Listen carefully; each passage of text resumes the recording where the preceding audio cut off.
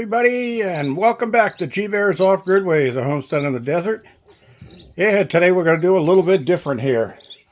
Just a little bit. You guys always see the dogs eating, but you've never seen the actual call to supper. Supper time! Come on, everybody, at the table. Everybody at the table. Let's go. Here we go. There we go. Everybody's at the table. You ready? Are you guys ready for supper? Here we go.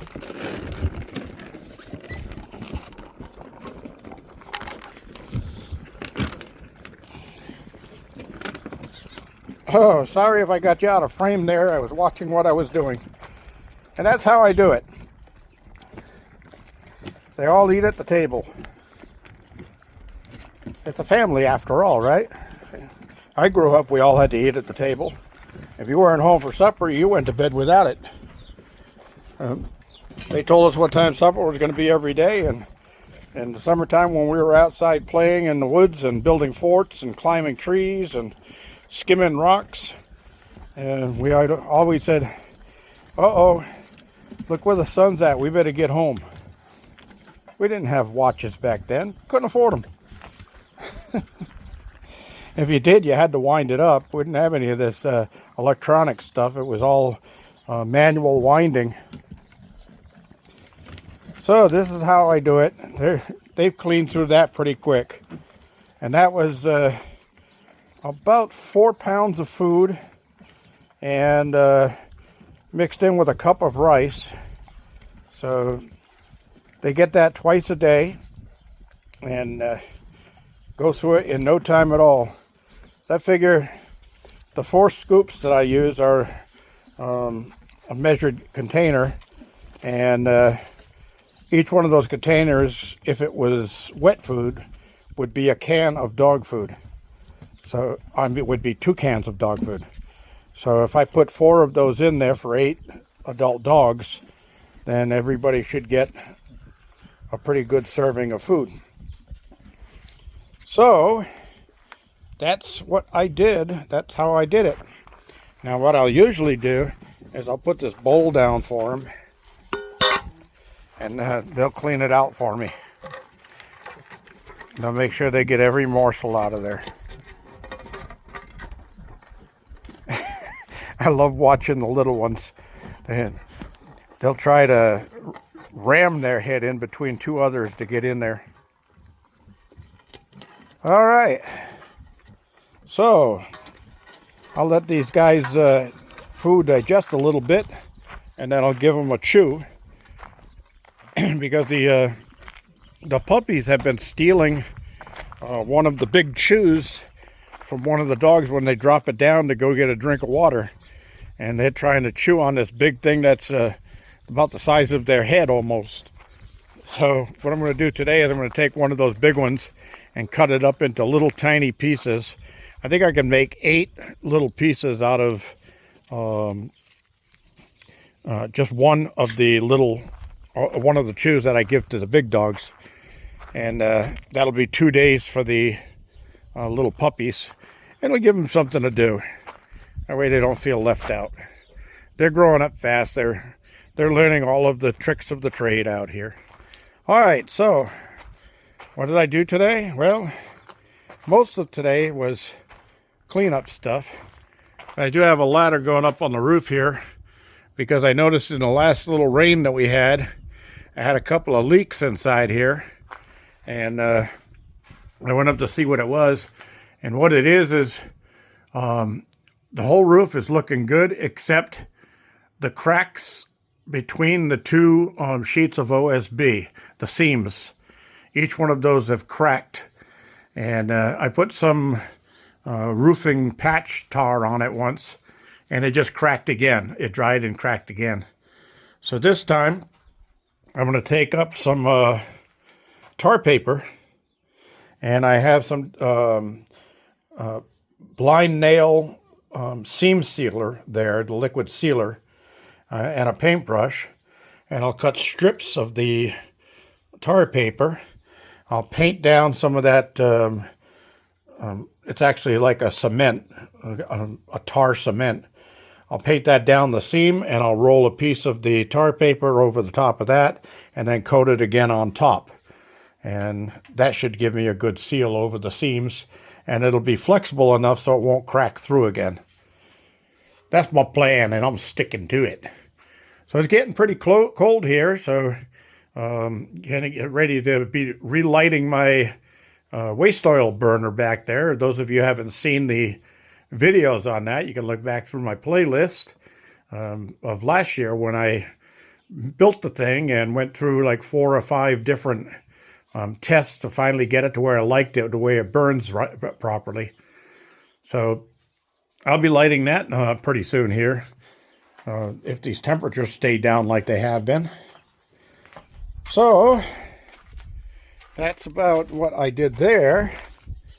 Let's see, I didn't do anything really in there. The other stuff I did was down here. I cleaned up a little bit around here. The dogs had, when Susie Q was pregnant and gave birth, she had dug a big hole in this corner right here. And she had the puppies down in that hole, half under the cabin. And she's using the doghouse there now with the puppies. They go in there at night because it's a little chilly. So I had to fill that hole back in, and it looks like somebody's already been digging here for a place to lay down, because I wet the ground so that the ground would compact itself and get solid. And all I'd used was some of the old water that was in this bucket that came from the rain barrel and had been sitting there for a while, so it was a little on the stagnant side. So I poured that into there and let it get settled down, but the dogs like that wet ground for a cool surface to lay on. So I did that, and I fastened my sink to the wall. It used to be over there, and I had to move it over here because of the dog coop and all of that. So now I've got it out here, and I've got to make a new line that goes from the faucet down to the hose bib. And I'll do that in SharkBite. And I thought I had the SharkBite fittings I needed, but that's what I get for thinking again. So that was another thing I did. Next on the list, I got my chop saw over here, because I'm going to start cutting up all of this scrap wood and getting it stacked on that lumber rack that I got from my friend Sharon back in Orange County way back when I first moved up here. I still have that thing, Sharon, if you're watching. And yeah, I'm going to get everything neatened up and stacked on it properly. I'll get the kindlings and stuff all to one side, and then go up in size on a kind of a slope up to the other side with the larger stuff like this.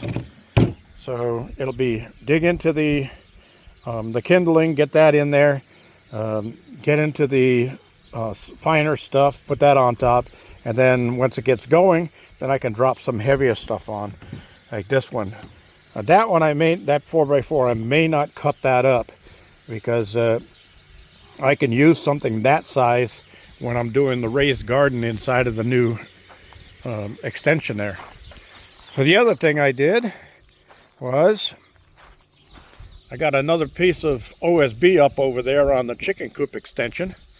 It's just temporarily fastened up there with a few screws, and I figured if the dogs want, they can go behind there and block the winds, because the winds have been coming out of the north lately. That's really strange, and it's been cold winds coming out of the north. They could go in there and that'll block the winds from them, and they'll have a neat little shelter there as long as it's not raining. They still love the porch here on the big unit, on the doggy condo. Then, hey, it's all cleaned up in here. Look at that. Yeah, I got all this all cleaned up too. And I got that rack up there that I got from my neighbor. Said that he didn't like it because the tools kept falling off of it. I think he had actually probably mounted it upside down thinking that's the way it went. And that means that these things would not hold the tools in place because they've got to lock down like that. They lift up, and what you do is you push the ring in, and then this will open up. And then when you put the weight of this thing on there, when it pushes down, it clamps together like a pair of pliers automatically, and it locks that in place. So these things just stay in there. So I'll show it to him next time he comes. And if it was just because he didn't know how to use it that he didn't keep it, I'll ask him if he wants it back, and I'll be glad to give it to him because I don't like taking advantage of people. All right, next. Hey, look, it's kind of clean in here too, isn't it? It looks still a little dirty on the floor, but all the debris is swept up. And then, oh my gosh, look at the shelf up there. Hey, it's all cleaned up. Yeah. Yeah. So I did throw a second gauge meter on there, but the winds aren't blowing strong enough to produce any input power, so they're reading 0 right now. There's just a light breeze out here, maybe 1 or 2 miles per hour at the tops. Nothing really major. I got some of my stuff down there sorted out on the shelves, and I'm going to start moving this stuff. That clamp there fastened to that board is actually my wire holder when I'm soldering. So that'll go back into the shop where it belongs, and I'll clean off the rest of the shelf. And then behind the door, I'll put a few boards across with a bunch of nails and hooks on it where I can hook and hang wiring and sort the wiring out to the different sizes. So when I come in here and I think, oh my God, I got to patch that wire, I can look right on behind the door, and there's a whole board full of wire pieces back there ready to go. I did find a few more of the ring terminals when I was cleaning off that shelf up there, so I got those in there.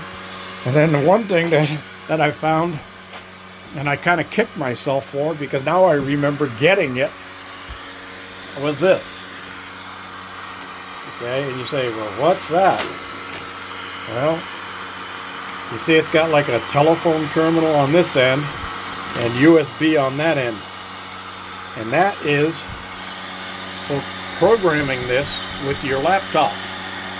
So you can plug that unit, you take the cover off, you plug that wire in, the telephone end of the wire right into the Classic, the other end into your computer. You download the Midnight Classic app and software, and then you can bring this thing up and you can do all kinds of settings and control on it. And I've been wanting to do that so that I have this information at my beck and call inside on the laptop instead of having to come out here to see what's going on. So that's what's going on. All right, so it's getting pretty clean in here. Now I'm pretty sure I'm going to be selling off the dump load controller and the load unit, and I don't think I'll ever be using those again, because when I switch over to 48 volts, I'm going to be going to an all-in-one, and then the Midnight Classic will actually become the controller for the turbine, and it'll handle a 48 volt turbine, which I'm going to be upgrading to, and getting rid of my 12 volt turbine. I won't need that anymore.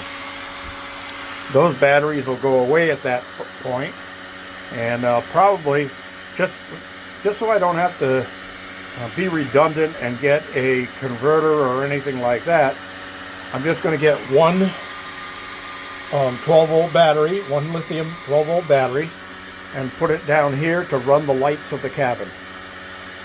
It'll never ever use up all of its power for doing that, but I'll be able to, if I want to leave lights on all night so people think I'm home when I'm away, I can do that. That's about it. Pretty cool, huh?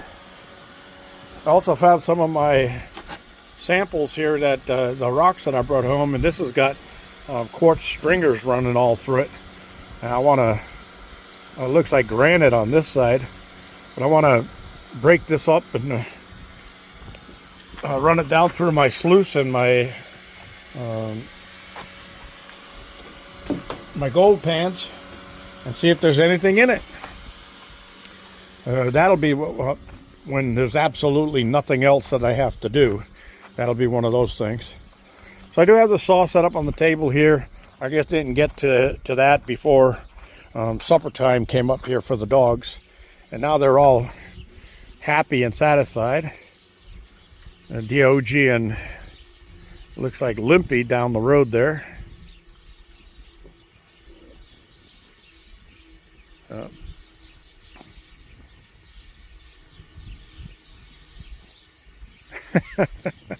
Crazy dogs. Crazy dogs. Limpy was a real pain in the butt today, so I gave her a good whack on the butt, and she just went over and laid down finally. That's what I was telling her to do. I told her go over there and lay down, and she wouldn't do it. And she kept getting right up back in my face, and I said, get back, and she wouldn't do it. So I whapped her on the butt and said, go over there, and she ran over and took a seat. And then she just looked at me, and I said, see, you make me tell you 25 times, you're going to get a whack on the butt. And she just looked at me, and then she didn't get up. But when I said, okay, come here, let me see you. So she got up and came over with her head down and bowing to me like, okay, you're the boss. And I gave her a good pet. And she just sat down, and I said, okay, now go back over there. And first time she went right back without having to tell her twice. Oh, a little bit of sternness is required every now and then, but I try not to get too stern with them because I don't want them to hate me. I just want them to obey me. That's an important thing, because if they're going to be attacking somebody who's visiting or a dog or something like that, I want to be able to call them off and have them come off. I don't want them to keep on going just because they think I can't do anything about it. All right, everybody, that's about all I have. This one went a little bit long, but hey, it's such a nice day, I figured, why not, right? So I'm going to get back to work here. I still got some daylight left. Tomorrow is Sunday. I'll get into that, and I'll see if we can't get a lot more done here.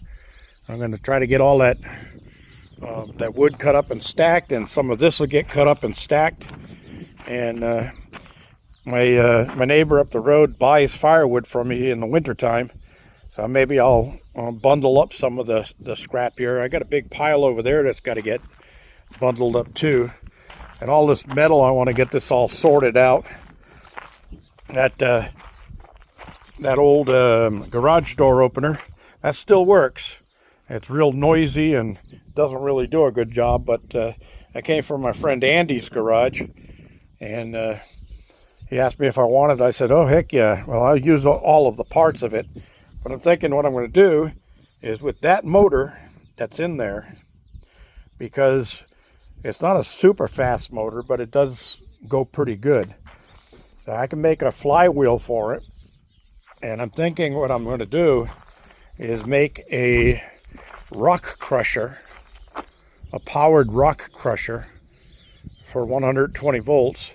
So when I've got some samples, like all the samples I got right here on my tote koozie, I got to get all those crushed up and panned out and see what I got in there.